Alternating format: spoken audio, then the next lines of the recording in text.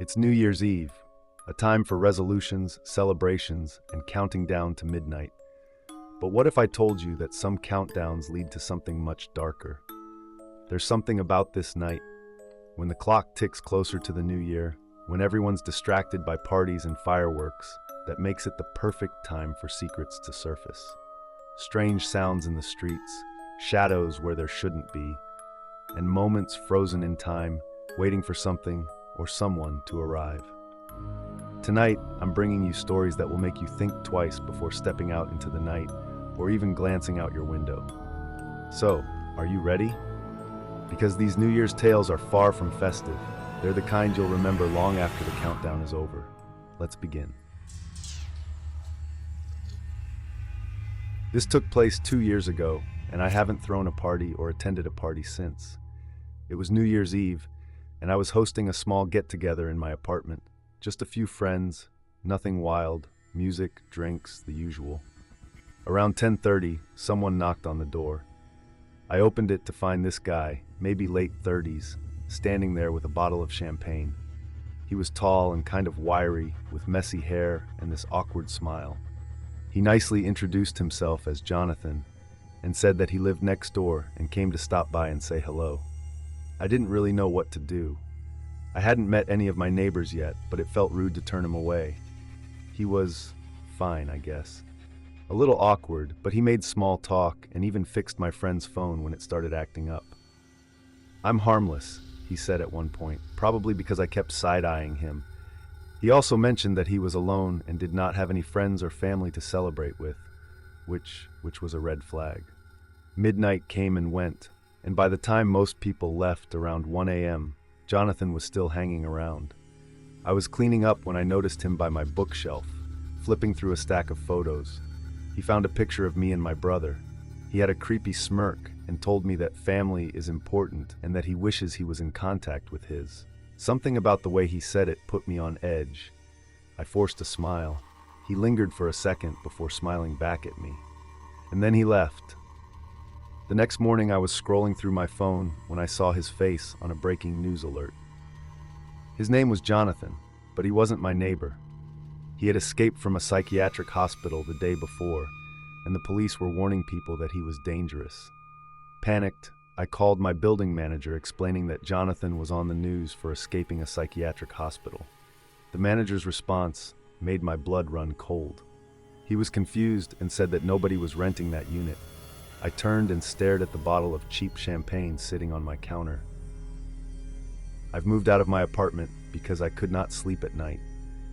Knowing that he was in my house, he knew where I lived, and the fact that he seemed so normal freaked me out. I was at a New Year's Eve party with my friends. It was almost 2:30 in the morning on New Year's Day, and I was exhausted. Driving was out of the question, so I ordered an Uber to get home. The app said my driver, Brandon, would be there in 3 minutes. Right on time, a black sedan pulled up. It had the Uber sticker in the windshield, so I got in without thinking much of it. "Hey," I said as I settled into the back seat. The driver nodded but didn't say anything. That was fine by me. I wasn't in the mood for small talk. The ride was quiet for the first few minutes. Then out of nowhere he asked, "You live around here?" "Yeah," I said, "about 10 minutes away." There was a pause, and then he said, real casually, "You know, I'm not from around here." I was confused. I had many drinks, and this just was not making sense. "I just saw you standing there, and I figured you needed a ride," he said, eyes locked on the road. I glanced at the door. It was locked. My phone was in my hand, but I couldn't think straight. He looked at me in the rearview mirror. "Relax," he said, chuckling. "I'm just messing with you." I forced a laugh, but my hands were shaking. When we finally pulled up to my apartment complex, I bolted out of the car without saying a word. As the car drove off, my phone buzzed. It was a notification from the Uber app. "Your driver has arrived." I didn't understand what it all meant at the time. It was late, I was tipsy, and I just wanted to go to bed. When I woke up, it all hit me, and I'm lucky to have made it home safely.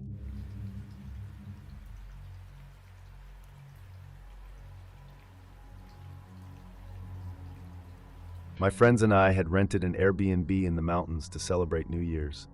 It was this big, cozy cabin surrounded by snow, far away from everything. The host, Steve, seemed nice, an older guy who lived nearby. He showed us around, gave us the keys, and left us to it. The night was amazing.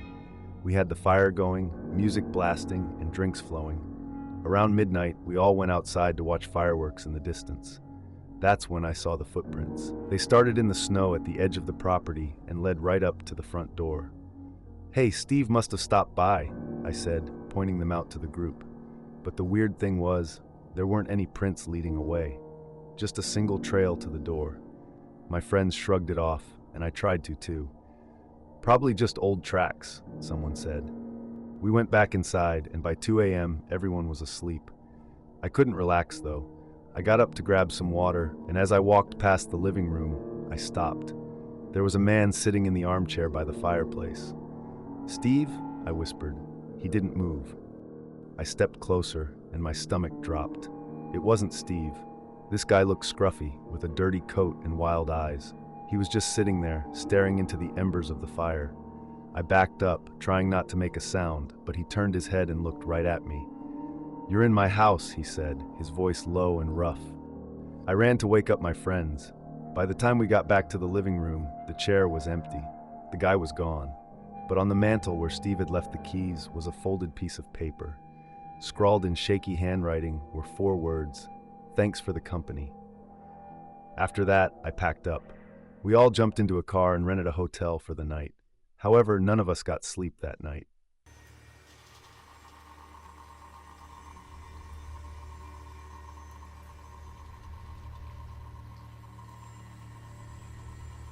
I don't usually go out for New Year's, but my buddy convinced me to join him at a house party on the other side of town. It wasn't my scene, too many people, too much noise, but I figured I'd tough it out until midnight, then head home. Around 11:45, I stepped outside to get some air. The street was quiet compared to the chaos inside, and the cold air felt good. I leaned against the railing of the porch, scrolling through my phone, when I heard footsteps. Looking up, I saw a guy walking down the street toward the house. He was tall, wearing a dark jacket and jeans, nothing unusual. But as he got closer, I realized he was staring at me. "Hey man," he said, stopping at the bottom of the steps. "Hey," I replied, not really looking for a conversation. "You know if this is Paul's place?" he asked. Yeah, I think so," I said, even though I didn't know whose house it was. The guy smiled, but something about it felt off. He didn't move, just stood there. "You here for the party?" I nodded. "Yeah."